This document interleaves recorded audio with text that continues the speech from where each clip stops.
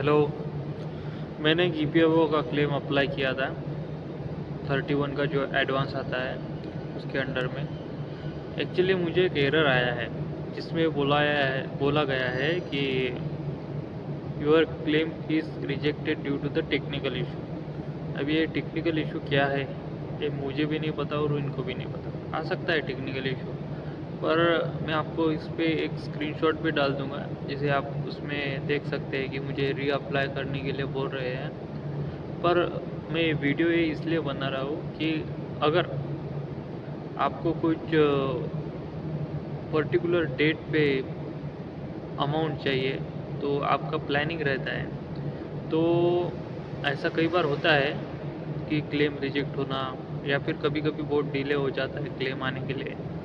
तो मैं आपको ये सजेस्ट करूँगा कि आप लगभग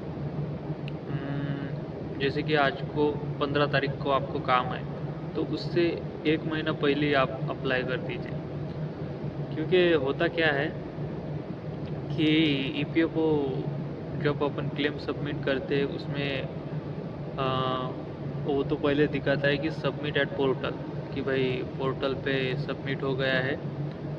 आ, वो रहता है लगभग 7 से 8 दिन। उसके बाद अंडर प्रोसेस आता है 7 से 8 दिन और फिर सेटल होता है। कई कई मामलों में जल्दी भी हो जाता है, 3 से 4 दिन में पोर्टल पे दिखाता है अंडर प्रोसेस 3 से 4 दिन, और फिर सेटल हो जाता है और 15 दिन के अंदर अंदर आ जाता है। ऐसे भी बहुत सारी केसेस में देखा गया है।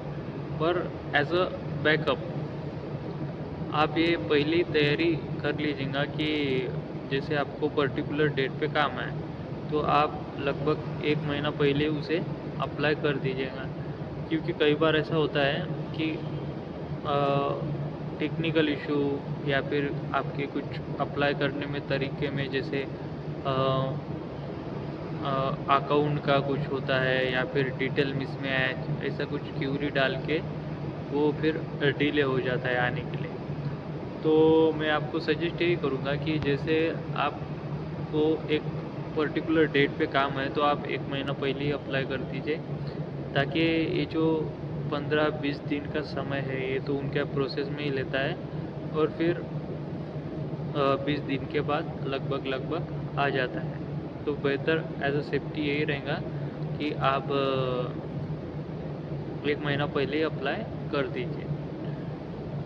ठीक है गाइस, मिलते हैं अगले वीडियो में। Thank you.